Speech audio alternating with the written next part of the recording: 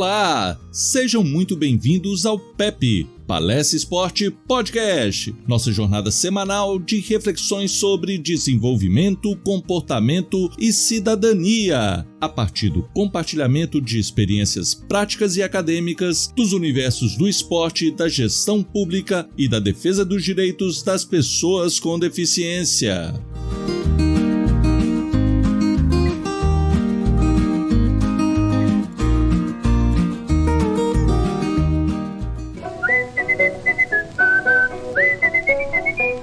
Está no ar o PEP,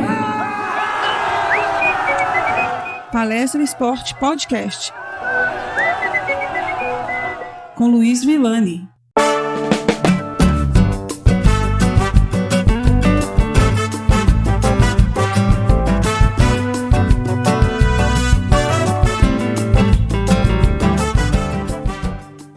Olá pessoal, nosso segundo episódio da segunda temporada do PEP, Palestra Esporte Podcast, dará continuidade à abordagem do tema liderança.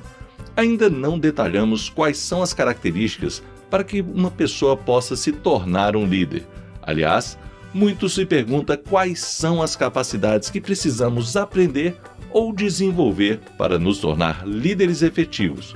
Outros duvidam que determinadas pessoas, até mesmo em função dos seus traços de personalidade, podem ocupar funções de liderança de uma forma efetiva. Afinal, o que significa o papel de ser um líder? É com este questionamento que iniciamos nosso episódio. Eu sou o professor Luiz Villani e o acompanharei nessa jornada.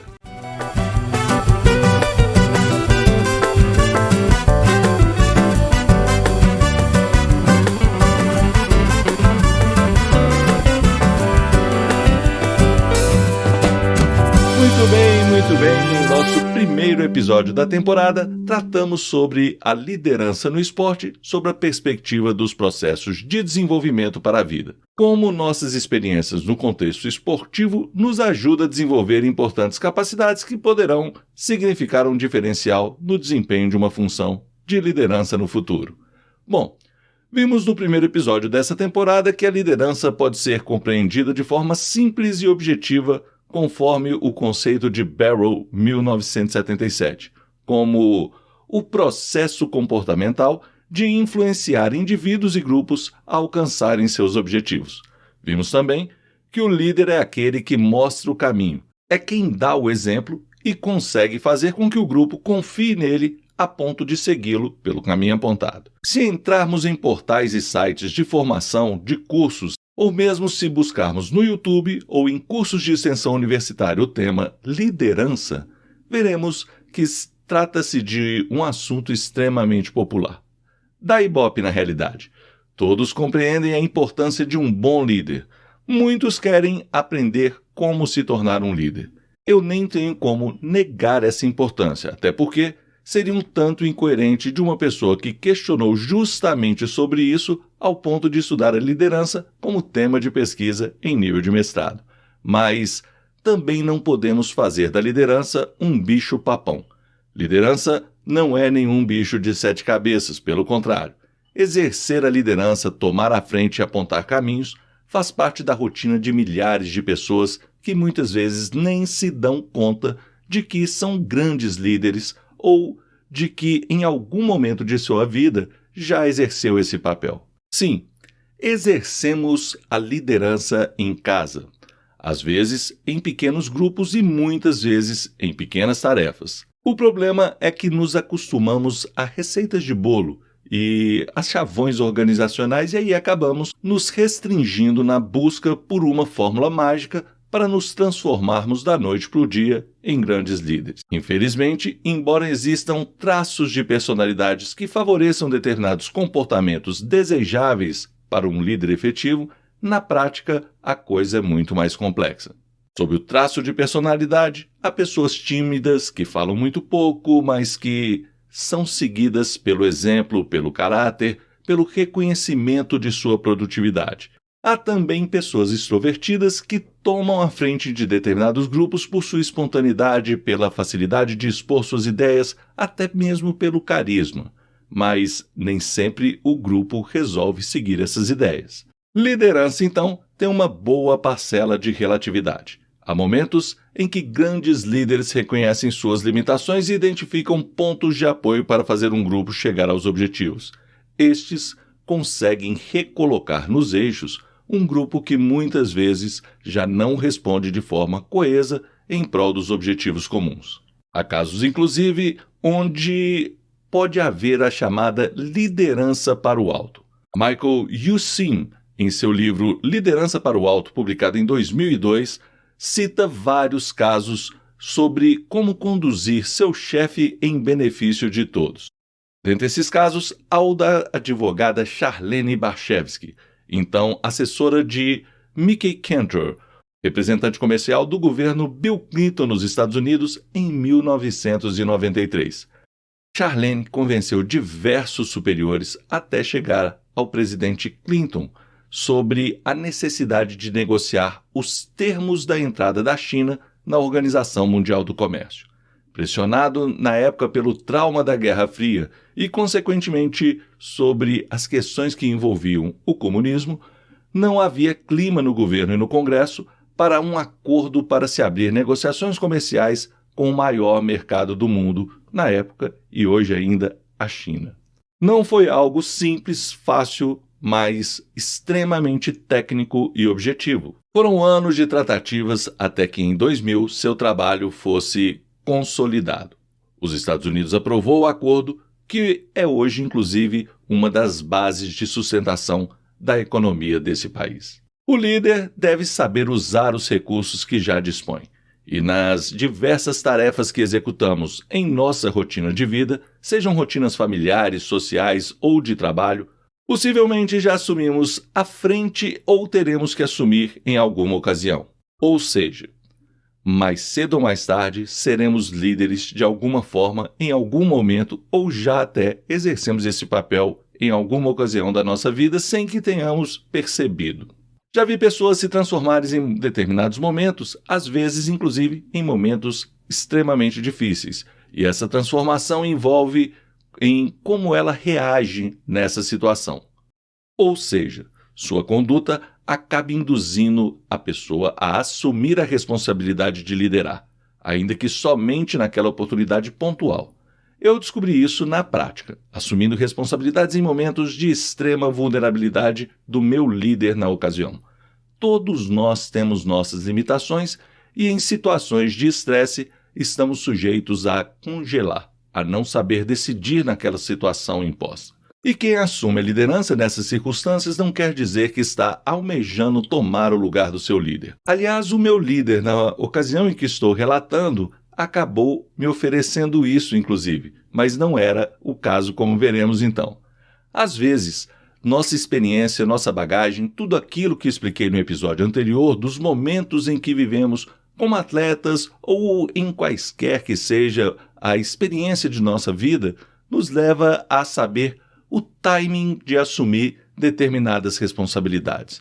No exemplo que citei, não só me recusei a assumir o papel de líder, o cargo oferecido naquela ocasião, como também tive a convicção de saber o quanto eu era liderado por alguém que eu realmente admirava. Mas por alguém que sabia reconhecer suas fraquezas e buscava então, na sua própria equipe, compensar com um trabalho coletivo essas fraquezas. Mas o caso até não chegava a tanto não. Foi uma situação difícil, um momento de muita tensão e responsabilidade.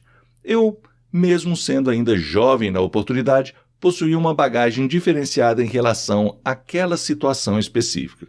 Foi um assalto em uma universidade em que trabalhei. Assalto à mão armada no pavilhão administrativo. Eu estava no outro pavilhão, aplicando uma prova, inclusive, e ouvi um barulho de muita gente se levantando, empurrando cadeiras, móveis caindo, etc. Imediatamente fui verificar o que era, quando um aluno me informou que parecia que estávamos sendo assaltados. A experiência que eu relato que falou mais alto na ocasião foi a experiência militar. Meu curso de formação de oficial da Reserva do Exército Brasileiro. Não me lembro se falei sobre isso no podcast, mas eu sou um oficial da Reserva do Exército formado no Centro de Preparação para Oficiais da Reserva de Belo Horizonte, o CPOR-BH, Na ocasião do alistamento militar, eu não fui voluntário, mas fui escolhido e cumpri minha missão com louvor. Tenho muito orgulho de ter servido ao Exército e aprender muitos valores da caserna. Mas a única certeza naquele momento do assalto que eu tinha era uma lição que havíamos aprendido no Exército, que era preciso manter a calma, mostrar segurança, no caso aos alunos ali da circunstância, e buscar colocá-los em segurança em primeiro lugar. Pedi a todos, alunos e demais professores de todas as salas do pavilhão em que estávamos, para que afastassem das janelas, que sentassem-se ao chão e acionassem a polícia e que aguardassem. Não havia absolutamente outra saída nesse pavilhão. Na realidade, havia até um outro portão que ficava trancado e as chaves não ficavam no pavilhão, ficavam justamente no pavilhão administrativo onde estava ocorrendo o assalto. Ou seja, não havia mais nada a fazer naquela situação a não ser aguardar. Mas da mesma forma que eu escutei o barulho da movimentação, possivelmente os assaltantes também escutaram esse mesmo barulho, mas eu não sabia da dimensão do assalto, quantas pessoas eram, o que estavam buscando, enfim. Enquanto eu buscava um local seguro para certificar do que se tratava, uma aluna apareceu correndo, apavorada, vindo do pavilhão administrativo. Perguntei a ela do que se tratava e ela aos gritos disse que estavam armados. Perguntei onde estavam, quantos eram e ela disse que não viu todos, mas que achava inclusive que eles já haviam ido embora. Eles trancaram uma turma em um laboratório e os funcionários e a direção em uma sala. Quando cheguei ao pavilhão, eles ainda atônitos, ninguém sabia o que fazer, mas a polícia chegou rapidamente e eu orientei todos os alunos a irem para uma reunião em nosso auditório, enquanto discutíamos e esclarecíamos diversas dúvidas sobre segurança com os policiais que estavam atendendo essa ocorrência. Acabei tendo que falar em nome da instituição. Dizer que iríamos avaliar com os mantenedores da instituição toda a situação da segurança do nosso espaço.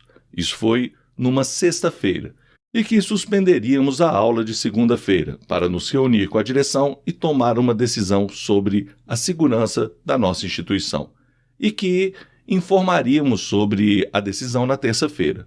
Não havia clima para aulas diante desse ambiente. Alunos ficaram com armas apontadas para suas cabeças, foram ameaçados e havia uma grande vulnerabilidade de segurança em nosso ambiente de trabalho e isso estava nítido para todos nós. Seria necessária uma resposta rápida e efetiva da instituição. Pedi esse prazo até terça-feira para voltarmos a reunir com todos os alunos e apresentar a proposta de solução sobre segurança. A direção, então, me agradecia sem parar. Dizia não saber como conduzir a situação. Aliás, eles ficaram também sob ameaça com as armas apontadas para suas cabeças. Após liberarmos os alunos, cancelar as atividades avaliativas, afinal, eu mesmo estava aplicando uma prova e não havia mais clima para continuar. Reuni com a direção e informamos imediatamente a situação aos mantenedores. No outro dia, já estávamos com orçamentos de reforço de segurança e trocando ideias com a polícia sobre a situação e nossas vulnerabilidades. Conseguimos um contrato emergencial e na terça-feira já tínhamos a resposta para a nossa reunião. A rápida resposta foi elogiada e no final um episódio que poderia render até desistências de alunos acabou tornando-se uma ação de credibilidade, pois fomos firmes, seguros, proativos, rápidos e conseguimos apresentar uma solução plausível em um espaço muito curto de tempo. Mas manter a calma, conseguir acolher os alunos, professores e funcionários com apenas água e uma escuta atenta, na realidade, escutar os desabafos, tranquilizar os alunos. Essa foi a solução imediata, essa foi a forma como conseguimos manter a tranquilidade de todos. O fato também de fazer uma reunião relâmpago foi decisivo para nos posicionar com a convicção de que não poderíamos aceitar as vulnerabilidades de segurança que tínhamos e que iríamos envolver rapidamente os mantenedores sobre essa situação. Isso foi determinante para conseguirmos acalmar a todos, inclusive nós funcionários, e conduzir de forma apropriada a situação um tanto quanto tensa. Inspirado em que eu fiz tudo isso? Eu só lembro de outras tensões que já passei em eventos esportivos que já organizei. alguns em que competi ou em que trabalhava na arbitragem ou mesmo na organização. Já havia passado por situações, por tensões, onde houveram conflitos, brigas, enfim, em eventos onde houve pânico coletivo. Em todas elas, as melhores decisões, as mais acertadas, foram tomadas quando alguém tomou a frente. Alguém se manteve calmo ou transpareceu estar calmo naquela oportunidade, seguro do que estava propondo em suas argumentações. Percebi que essa posição aumenta significativamente a chance de manter um certo controle da situação. E na grande maioria das vezes, essas pessoas não eram o chefe. Na maioria dos casos, era alguém que se mostrava, que se apresentava naquela oportunidade e até nos surpreendiam, pois se revelavam nesses momentos, fornecendo o apoio necessário para reverter a situação de pânico. Na ocasião do assalto, então, eu acabei assumindo esse papel. Fui escutado, seguiram minhas orientações. Parece que tudo o que tentei naquele momento vinha dando certo. No esporte chamamos isso de flow feeling. A sensação de que tudo flui naturalmente. Se eu estava tenso, obviamente que sim. Mas minhas atitudes e a liderança naquele momento impressionou a direção. Depois do episódio, quiseram me promover a diretor. Eu já tinha um cargo de liderança na instituição, era coordenador de curso e me ofereceram então o cargo de direção. Mas eu nem tinha como assumir mais compromissos do que eu já tinha naquela época. Trabalhava em vários lugares e tinha uma rotina assustadoramente complexa de horários e compromissos em vários lugares em um mesmo dia. Trabalhava em 4 instituições de ensino superior e na Prefeitura de Belo Horizonte. Não tinha como me dedicar a dirigir uma instituição na oportunidade. Mas eu fiz várias sugestões, elas foram seguidas, deu tudo certo. A instituição conseguiu reverter um episódio altamente danoso para a imagem e continuidade de um negócio que ainda se iniciava na ocasião. Grandes líderes nem sempre são os que estão na linha de frente. E muitas vezes, saber escutar, saber aproveitar o potencial da equipe, deixar quem está em melhores condições de conduzir a equipe em determinados momentos, também faz parte do processo, também é uma atitude de liderança. A direção soube avaliar e permitir um outro apoio a agir, no caso, eu na oportunidade. Um grupo que pode confiar nas potencialidades de todos e aproveitar o melhor de cada um terá mais condições de sucesso. Sinceramente, a direção agiu certo. Não estava em estado emocional que permitisse as melhores escolhas naquele momento, depois de ter sido ameaçados com uma arma de fogo. Souberam se conter, confiaram na equipe, delegaram naquele momento alguém que parecia dominar a situação. Sim, a liderança, então, envolve muitos fatores. Observar, escutar e se comunicar de forma efetiva, por exemplo, são ações importantes a serem implementadas na rotina de quem exerce a liderança. Portanto, temos que saber delimitar estes fatores para reconhecer os limites, os potenciais e os agentes que podem transformar nosso grupo quando o mesmo já não responde da forma como se espera dele. Aliás, esse é o conceito da chamada liderança transformacional. Ok, professor, então como se formam os líderes? A resposta a essa pergunta é consideravelmente complexa, pois, como vimos, isso depende de uma série de fatores e não há receitas prontas para isso. Nossas experiências nos formam, moldam alguns traços de nosso comportamento, proporcionam um repertório de informações importantes para uma tomada de decisão assertiva, mas não basta só ter experiências para nos formar. É preciso e é necessário darmos forma a essas experiências, organizá-las, refletir sobre elas, analisar o que deu errado, o que poderia dar errado. É necessário tirar lições sempre do que dá errado e do que dá certo. Há diversas influências que envolvem a formação de um líder. Uma delas, como acabei de falar, é a própria experiência. Quanto mais experiências positivas e negativas um líder tiver sido exposto, mais oportunidades e estímulos ele terá de se desenvolver, de se moldar, de moldar seu caráter. São as melhorias pelas quais passamos. Melhor dizendo, a experiência é o que permite o nosso depuramento. A liderança depende da situação. E esse repertório de informações nos permite compreender os possíveis perfis que seriam mais adequados ou não para o exercício da liderança em determinada situação. Em cada uma dessas situações, então, teremos recursos diferentes para lidar com o nosso grupo, para influenciá-lo ao ponto de conduzir ao desempenho, à performance, aos objetivos e compreender ou se fazer compreendido sobre as responsabilidades de cada um. Por outro lado, não aprendemos somente com as nossas experiências. Aprendemos também, e muito, com as experiências dos outros. É como se estivéssemos nos conhecendo ou nos reconhecendo também nas experiências de outras pessoas no papel de liderança, em um dado momento, é claro.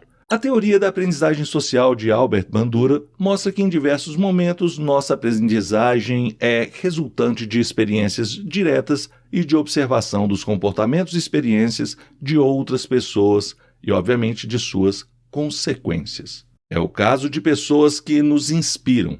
A influência de um pai, um professor, um colega, um ídolo, alguém que admiramos. Enfim, como lidamos com os exemplos positivos, o que eles significam para nós mesmos é então refletido e muitas vezes a gente reproduz esse comportamento em determinada situação. Os exemplos negativos podem entrar então na nossa cota de empatia, de não fazer com os outros aquilo que não queremos para nós mesmos e nem para ninguém. Em pesquisas sobre o desenvolvimento de grandes e reconhecidos talentos em diversas áreas do conhecimento, o professor Luiz Carlos Moraes sempre citava o trabalho de Benjamin Bloom, que encontrou dentre estudos com matemáticos, tenistas, nadadores, escultores e pianistas, todos experts no que faziam, várias características semelhantes no processo de aprendizagem das respectivas habilidades. Uma delas é que a maioria dos grandes talentos passam por diferentes especialistas no seu processo de desenvolvimento. Desde os anos iniciais, passando-se pelos anos intermediários, aos anos finais da formação desses experts, observa-se características comuns no desenvolvimento de pessoas fora da curva. Tais características envolviam a qualidade de apoio dos pais, os incentivos dos professores, treinadores, mentores, as oportunidades de passar por treinamentos com grandes especialistas em cada uma das faixas etárias de desenvolvimento. Pessoas que sabiam orientar não só as crianças, como também as famílias. Tudo isso foi observado no ambiente de desenvolvimento desses experts, fazendo-se com que a prática de suas habilidades fossem vistas como algo que lhes dava confiança e prazer. E por isso, as pessoas se engajavam mais e mais no seu desenvolvimento, em sua aplicação para aprender e, obviamente, fazia toda a diferença em seu rendimento. Os profissionais com os quais lidamos nos nossos processos de aprendizagem são determinantes, então, no nosso processo de formação. Com certeza, em nossa trajetória de aprendizagem, nós nos inspiramos em líderes e aprendemos diversas habilidades de liderança com nossas referências. Logo, observar grandes líderes para nos inspirar a encontrar características que possam nos ajudar a desenvolver a liderança é recorrente em diversos estudos e na rotina de diversas pessoas obstinadas com seu próprio desenvolvimento. Aqueles que buscam crescer cada vez mais, que buscam se desenvolver continuamente, se pautam em suas referências ao longo da vida, nas características desses modelos, sabem o que observar e o que filtrar dessas características, as chamadas experiências refletidas, as limitações, as dificuldades, as potencialidades, dentre outras características. Foi com este intuito, inclusive, que Kenneth Blanchard buscou analisar o perfil de liderança de Don Shula. Já falei sobre ele no episódio passado, um dos maiores, se não o maior treinador de futebol americano de todos os tempos. Ao convencer Don Shula a escrever um livro juntamente com ele, Blanchard se deparou com um sujeito altamente focado, objetivo e obstinado com treinamento.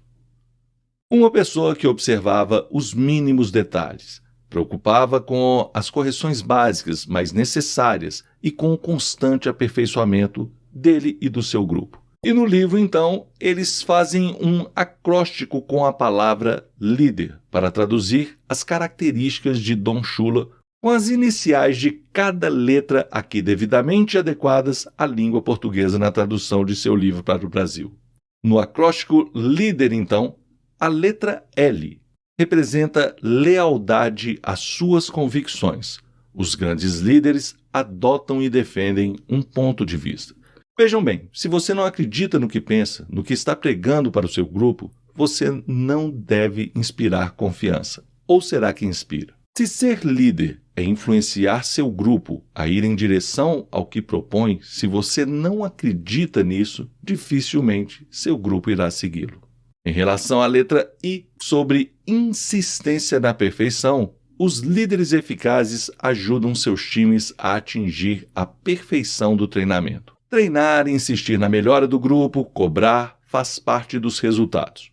Obviamente, há outras características inerentes a determinadas limitações de nossa estrutura e condições de trabalho que também devem ser consideradas. Eu busco tirar o máximo da minha equipe em conformidade com as contingências e situações a que estamos expostos. Há momentos em que passar uma tarefa, dependendo do estado em que o nosso colaborador se encontra, pode ser um verdadeiro fiasco. Nem sempre temos à nossa disposição tudo o que é necessário naquela situação, mas podemos treinar e usar nossos recursos ao máximo. Aqui eu destaco a formação continuada, o investimento e incentivo ao nosso grupo de sempre aprender mais, de crescer, de mostrar que são capazes. Isso é fundamental. Acredito fielmente que devemos incentivar isso ao máximo, mas nem sempre todos estão engajados nessa situação e é necessário criar alternativas, modificar atitudes, modificar o ambiente para tentar encontrar um mecanismo que possa motivar a todos a buscar esse desenvolvimento, a buscar e se empenhar em prol da nossa equipe. Então, eu acredito fielmente que devemos incentivar isso ao máximo. Muitas vezes, podemos desanimar com o nosso grupo, mas eu nunca desisto do grupo. Independente das divergências, das condições de trabalho, das situações, dos diversos pensamentos, eu acho que a diversidade é fundamental para que a gente possa construir um grupo cada vez mais forte, coeso, dinâmico e que possa atender aos objetivos institucionais.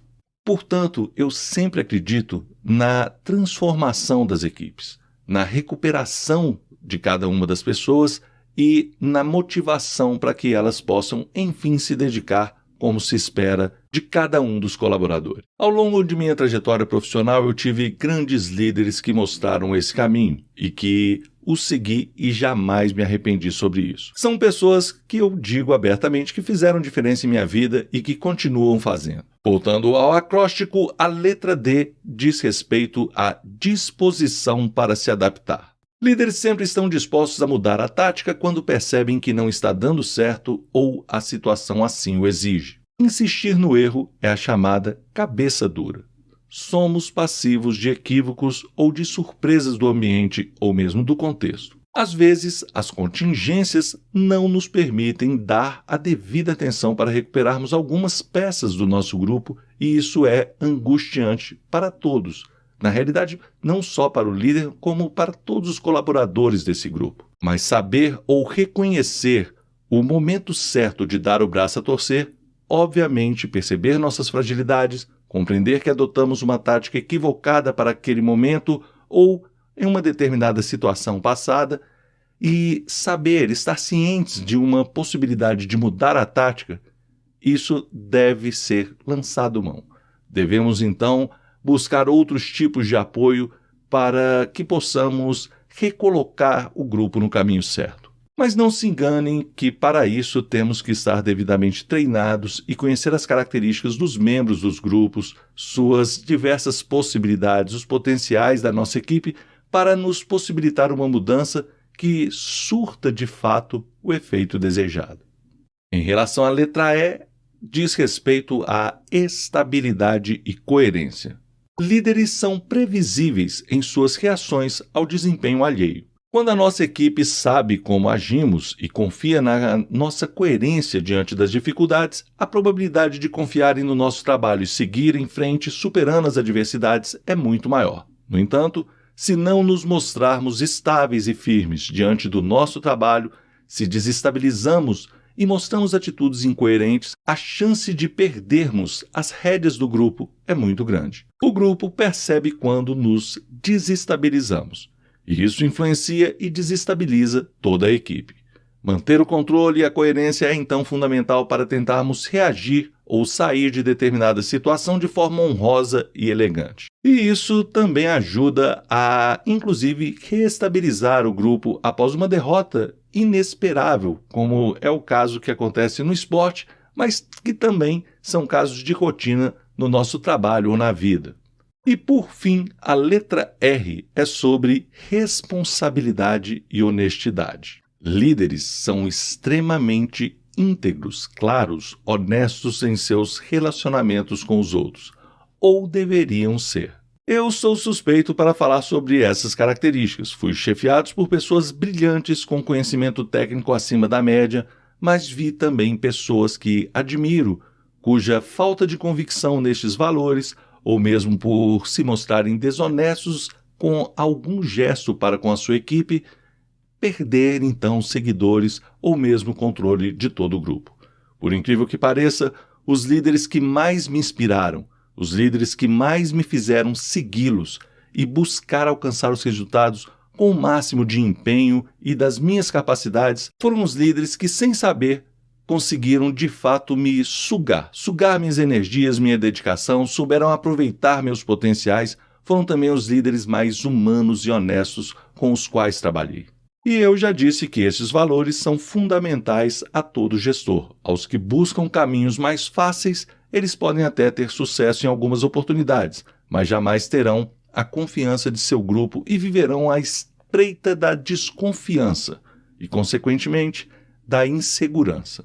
Já vi pessoas se sacrificarem por seus líderes e darem seu máximo para reverter uma determinada situação em prol do grupo, dos objetivos institucionais, mas não espere nada de um seguidor que não confie em você.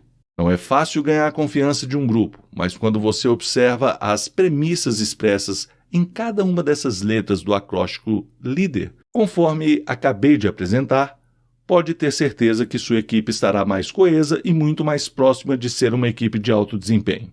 Sobre equipes de alto desempenho, exigem outros aspectos também. A liderança é um dos principais, mas não é o único. E hoje estamos focados nela. Outro dia falaremos sobre equipes de alto desempenho de uma forma geral. Pois bem, afinal então, qual o papel de um grande líder? No episódio de hoje, busquei mostrar a expectativa que se tem de grandes líderes, mostrar algumas habilidades que aprendemos ao longo das nossas experiências e como isso pode tornar referências para um processo de liderança. E a resposta à nossa pergunta, então, o papel do líder é ajudar os subordinados a compreender seus próprios papéis, suas possibilidades e expectativas de desempenho e os alinhar aos objetivos da organização a qual fazemos parte. Um líder tem o papel de promover o crescimento pessoal de seus subordinados. Eu cito essa palavra, mas nunca gostei do termo subordinado. Prefiro colaboradores, então vou citar assim a partir de agora. O líder deve promover o desenvolvimento contínuo do grupo, a motivação, o desempenho e a satisfação com o trabalho que cada um realiza. O papel de um grande líder é o desenvolvimento de todos, incluindo-se o autodesenvolvimento. No próximo episódio daremos sequência à abordagem da liderança e mostraremos como desenvolvemos a liderança situacional, ou seja, como lidar com as distintas características dos líderes, dos liderados, conforme seu nível de desenvolvimento, as características das tarefas repassadas, o nível de apoio necessário em cada situação e as contingências que mudam e que requerem mudanças no que chamamos de estilos de liderança. Curtiu o nosso PEP? Então nos acompanhe. Lançamos novos episódios semanalmente. Bora lá escutar e acompanhar nosso podcast. Estamos presentes também com um blog e um canal no YouTube, ambos denominados PEP, Palestra Esporte Podcast. Nos encontre também nas redes sociais, faça contato, sugira temas, estamos sempre dispostos a trocarmos ideias e seguir nos apoiando de forma mútua para o nosso desenvolvimento contínuo. Um grande abraço e até mais!